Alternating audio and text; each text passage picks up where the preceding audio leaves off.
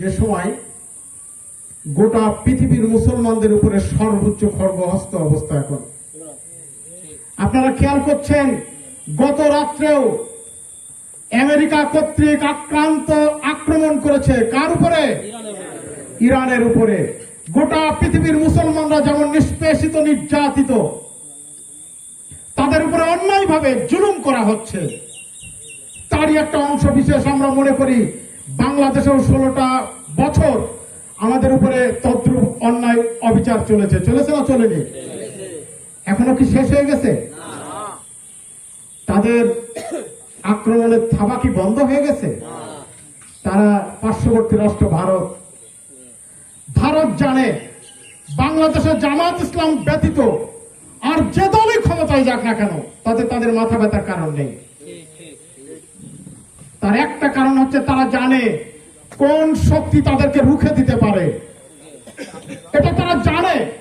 সেই কারণেই তাদের চিন্তা চেতনা, মন মগজ, মেধা শুধু বাংলাদেশ জামাত ইসলামের উপরে। বিগত দিনে আমরা দেখেছি আমাদের 2জন মন্ত্রী ছিল, নাম কি জানেন? কে? আলী হাসান মোহাম্মদ মুজাহিদ সাহেব, মাওলানা মতিউর রহমান নিজামী। তাদের কর্মকাণ্ডগুলোকে যখন সিসি ক্যামেরায় দেখে একটু ত্রুটি ধরতে পারেনি, তখন কি করেছে? জেলা সেক্রেটারি আমাদের গণমানুষের কণ্ঠস্বর জয়নাল আবেদিন ভাই, আমাদের গণমানুষের কণ্ঠস্বর ঝিকর গাছা গড়ার কারিগর মাওলানা আরশাদুল আলম সাহেব, সকলে আমাদের সম্মুখে উপস্থিত হয়েছেন।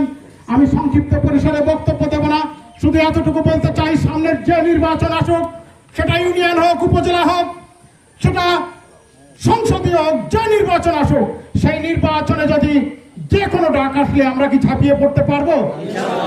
কেমন ভাবে পারবো? কেমন ভাবে? আজকে 4টের সময় এখানে কর্মীদেরকে ডাকা হয়েছে।